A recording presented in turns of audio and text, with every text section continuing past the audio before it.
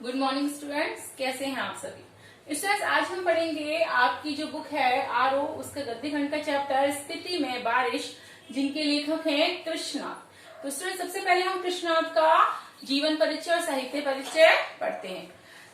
इनका जो जन्म हुआ है वो सन 1934 वाराणसी उत्तर प्रदेश में हुआ है और इनकी जो प्रमुख रचना है वो है लद्दाख में राग विराग, किन्नर, धर्मलोक, स्मृति में बारिश और पृथ्वी परिक्रमा, हिमालय यात्रा, अरुणाचल यात्रा, बौद्ध निबंधावली, हिंदी और अंग्रेजी में कई पुस्तकों का इन्होंने संपादन किया है। इनको जो सम्मान मिला है बच्चों वो मिला है लोहिया सम्मान। और कृष्णनाथ की जो बच्चों मृत्यु हुई है वो हुई है सन 2006 में। कृष्णनाथ के व्यक्तित्व के कई पहलू हैं। काशी अर्थात काशी में इन्होंने बहुत कुछ काम किया है। हिंदू विश्वविद्यालय से अर्थशास्त्र में एमए के बाद उनका झुकाव समाजवादी आंदोलन और बौद्ध दर्शन की ओर गया। यानी कि हिंदू विश्वविद्यालय से उन्होंने अर्थशास्त्र से एमए की डिग्री ली है। उसके बाद धीरे धीरे समाज के लिए उन्होंने काम किया। समाज में जो आंदोलन चल रहे थे उसमें उन्होंने भाग लिए। बौद्ध दर्शन में उनकी गहरी पैठ है।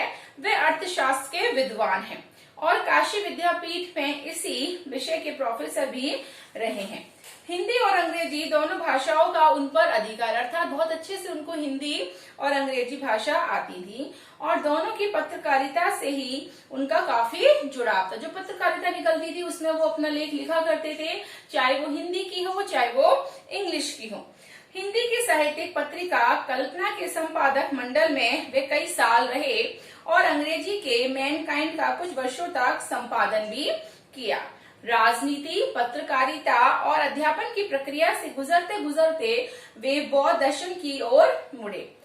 भारतीय और तिब्बती आचार्यों के साथ बैठकर उन्होंने नागार्जुन के दर्शन और ब्रजयानी परंपरा का अध्ययन शुरू किया। भारतीय चिंतक जे कृष्णमूर्ति ने जब बौद्ध विद्वानों के साथ चिंतन मनन शुरू किया तो कृष्णनाथ भी उसमें शामिल थे। बौद्ध दर्शन के बारे में आप सभी बहुत अच्छे से जानते हैं। बौद्ध दर्शन पर कृष्णनाथ जी ने काफी कुछ लिखा है। इतना कुछ करने के बावजूद कृष्णनाथ जी की सृजन आकांक्षा पूरी नहीं हुई, अर्थात कहीं ना कहीं उनके मन में ये बात रही है कि मैं और ज्यादा लिखूं, इसलिए वे यायावर हो गए। एक यायावारी तो उन्होंने वैचारिक धरातल पर भी की थी, दूसरी सांसारिक अर्थ में। उन्होंने हिमालय की यात्रा शुरू की और उन स्थलों को खोजना और खगालना शुरू किया जो बौद्ध धर्म और भारतीय मिथकों से जुड़े हैं, अर्थात जिसमें भारतीय परंपराएं हैं, रीति रिवाज हैं, बहुत सारी ऐसी मिथकें हैं, उन्होंने वो शुरू करी ढूंढने। फिर जब उन्होंने इस यात्रा को शब्दों में बांधना शुरू किया तो यात्रा वृत्तांत जैसी विधा अनूठी विलक्षणता से भर गई। कृष्णनाथ जहाँ की यात्रा करते वहाँ वे सिर्फ पर्यटक नहीं होते बल्कि एक तत्ववेता की तरह वहाँ का अध्ययन करते चलते।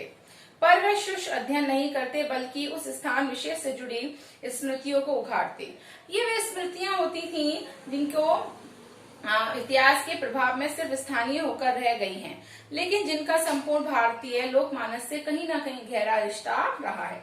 पहाड़ के किसी छोटे बड़े शिखर पर दुबक कर बैठी वह विस्मित सी स्मृतियों मानो कृष्णनाथ की प्रतीक्षा कर रही हूँ कि वे आए, उसे देखें और उसके बारे में लिखकर उसे जनमानस के पास ले जाएं। कृष्णनाथ के यात्रा वृत्तांत विशेष से जुड़े होकर भी भाषा, इतिहास, पुराण का संसार समेटे हुए हैं। पाठक उनके साथ यात्रा करता है। जब वो ये हम चैप्टर पढ़ेंगे स्थिति में बारिश तो हमें ऐसा लगेगा कि हम उनके साथ साथ जो यात्रा कर रहे हैं, जब वो कहानी बताएंगे। वे लोग जो इन स्थानों की यात्रा कर चुके होते हैं वे भी अगर कृष्णनाथ के यात्रा वृत्तांत को पढ़ेंगे तो उन्हें कुछ नया लगेगा। उन्हें महसूस होगा कि उनकी पुरानी यात्रा अधूरी रह गई और कृष्णनाथ के साथ यात्रा वृत्तांत को पढ़कर वह पूरी हुई है। स्थिति में बारिश पाठ एक यात्रा वृत्तांत पाठ है बच्चों आपका। स्थिति हिमाचल के मध्य में स्थित है। ये स्थान अपनी भौगोलिक एवं प्राकृतिक विशेषताओं के कारण अन्य पर्वतीय स्थलों से बहुत भिन्न है। लेखक ने इस पाठ में स्थिति की जनसंख्या, ऋतु, फसल, जलवायु और कहीं न कहीं भौगोलिक स्थिति का वर्णन किया है। जो परस्पर एक दूसरे से संबंधित है। पाठ में दुर्गम क्षेत्र स्पीति में रहने वाले लोगों के कठिनाई भरे जीवन का भी इसमें बहुत वर्णन किया गया है। कुछ युवा पर्यटकों का पहुंचना स्पीति के पर्यावरण को बदल सकता है। ठंडे रेगिस्तान जैसे स्पीति के लिए उनका आना वहां बूंदों भरा एक सुखद संयोग बन जाता है। तो ये आपका जो था जीवन परिचय और साहित्य परिचय था कृष्णात का। आइए चैप्टर पढ़ते हैं, स्पीति में बारिश। देखिए ये पूरा जो चैप्टर है स्पीति में बारिश एक भौगोलिक दृष्टि के आधार पर है। स्पीति जो है बच्चों हिमाचल प्रदेश के लाहौल स्पीति जिले की तहसील है। लाहौल स्पीति का यह योग भी आकस्मिक ही है। इनमें बहुत योगायोग नहीं है। ऊंचे दर्रों और कठिन रास्तों के कारण इतिहास में भी कम रहा है, यानी कि इसका ज्यादा उल्लेख और किताबों में आपको देखने को नहीं मिलेगा। अलग भूगोल यहाँ इतिहास का एक बड़ा कारक है। जबकि संचार में कुछ सुधार हुआ है, तब भी लाहौल स्पीति का योग प्राय वायरलेस सेट के जरिए है, अर्थात संचार का माध्यम नहीं था। वहां पे बहुत परेशानी होती थी लोगों को बातचीत करने पे। धीरे धीरे जब संचार का उपयोग होने लगा, संचार से लोग बात करने लगे, तो लोगों ने धीरे धीरे संचार का प्रयोग करा, अर्थात वायरलेस सेट के जरिए बात करते थे, जो केलंग और काजा के बीच खड़कता रहता था। जो दो सिटियां थी केलंग और काजा, वहां पे खड़कता रहता था क्या, वायरलेस सेट। फिर भी केलंग के बादशाह को भय लगा रहता आया है कि कहीं काजा का सूबेदार उनकी अवज्ञा तो नहीं कर, अर्थात उनकी जो आज्ञा है उसको वो ऐसा तो नहीं है कि नहीं मान रहा हो, कहीं बगावत तो नहीं करने वाला, एक मन में उनके डर रहता था।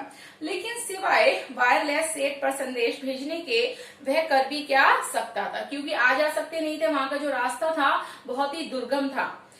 वसंत में 170 मील जाना आना कठिन है, शीत में तो बिल्कुल ही असंभव है। अर्थात जब शीत ऋतु आती है तो उसमें तो व्यक्ति बिल्कुल भी आ सकता नहीं है।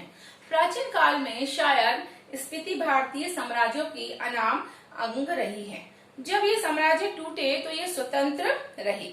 फिर मध्य युग में प्राय लद्दाख मंडल और कभी कश्मीर मंडल, कभी बुशमैर, कभी कुल्लू मंडल, कभी ब्रिटिश भारत के तहत रही, तब भी प्राय स्वायत्त रही है। इसकी स्वायत्तता भूगोल ने सिरजी है। भूगोल ही इसकी रक्षा करता है और भूगोल ही इसका संगार करता है। अर्थात यहाँ जो ये भी स्थिति है, यहाँ की जो भी परिस्थितियां हैं, जैसी भी भौगोलिक परिस्थितियां हैं, वो भूगोल के आधार पर ही होती हैं। पहले कभी उन राजाओं का कोई हरकारा आता था तो उसके आते जाते वह अल्प वसंत बीत जाता था। जब कभी कोई जोरावर सिंह जैसा आता तो स्पीति का तरीका वही था जो तुपचिलिंग गोनपा में देखा है, जब डायनामाइट का विस्फोट हुआ करता था। मतलब वो पहाड़ी इलाका है तो वहाँ आए दिन विस्फोट भी हुआ करते थे, तो वहाँ की जो जनसंख्या थी ज्यादातर आती जाती नहीं थी। हाँ, हुआ तो लाहौली हदस कर, आग बनकर, चाकमा का तना पकड़कर या एक दूसरे को पकड़कर बैठ गए। जब धमाका गुजर गया तो फिर डरते डरते उन्होंने आंख खोलकर उठे और जोरावर सिंह के आक्रमण के समय स्पीति के लोग घर छोड़कर भाग गए थे। जब जोरावर ने वहां आक्रमण किया तो वहां जो भी लोग रहते थे वो सभी लोग अपना अपना घर छोड़कर जा चुके थे। उसने स्पीति को और वहां के बिहारों को लूटा। यह अप्रतिकाश स्पीति की सुरक्षा की पद्धति है, यानी कि वहां इतनी सुरक्षा नहीं थी, इसलिए वहां के लोग जा चुके थे, वहां का क्षेत्र छोड़कर, साथ में वहां पर उसने लूटमार भी मचाई थी। अब देखिए स्पीति की हम जनगणना के बारे में जानते हैं। स्पीति की जो जनसंख्या है बच्चों वो लाहौल से भी बहुत कम है। 1901 की जनगणना के अनुसार 3231 रही है। 1971 की जनगणना के अनुसार 7196 है। इसका क्षेत्रफल मुझे 1971 की जनगणना में लाहौल के साथ जोड़कर मिला है, 12,015 वर्ग किलोमीटर है। स्पीति का अलग क्षेत्रफल नहीं दिया गया है। इंपीरियल गजेटियर ऑक्सफोर्ड 1908 खंड 23 के अनुसार ये क्षेत्रफल 2155 वर्ग मील है। इस तरह स्पीति की जनसंख्या प्रति वर्ग मील 4 से भी कम है। 1901 में ये वर्ग 2 से भी कम थी। लाहौल स्पीति का प्रशासन ब्रिटिश राज से भारत का जस से तस मिला है। अंग्रेजों को यह 1846 ईस्वी में कश्मीर के राजा गुलाब सिंह के जरिए मिला था। क्या स्पीति अंग्रेज इनके जरिए पश्चिमी तिब्बत के उन वाले क्षेत्रों में प्रवेश चाहते हैं। तिब्बत में अंग्रेजी साम्राज्य के दूरगामी हित भी थे। जो भी हो, 1846 में कुल्लू, लाहौल, स्पीति ब्रिटिश अधीनता में आए हैं। पहले सुपरिटेंडेंट के अधीन थे, फिर 1846 में कुल्लू, लाहौल, स्पीति ब्रिटिश अधीनता में आई। पहले सुपरिटेंडेंट जो था उसके अधीन थे ये सारी चीजें, बाद में धीरे धीरे चेंज हो गए। 1847 में वे कांगड़ा जिले में शरीक कर दिए गए। लद्दाख मंडल के दिनों में स्पीति का जो शासन था बच्चों, वो एक नौनो द्वारा चलाया जाता था। ब्रिटिश भारत में भी कुल्लू के असिस्टेंट कमिश्नर के जो समर्थन थे, ये नौनो कार्य करता था। इसका अधिकार जो क्षेत्र है वह केवल द्वितीय दर्जे के मजिस्ट्रेट के बराबर था, लेकिन स्पीति के लोग इसे अपना राजा ही मानने लगे थे।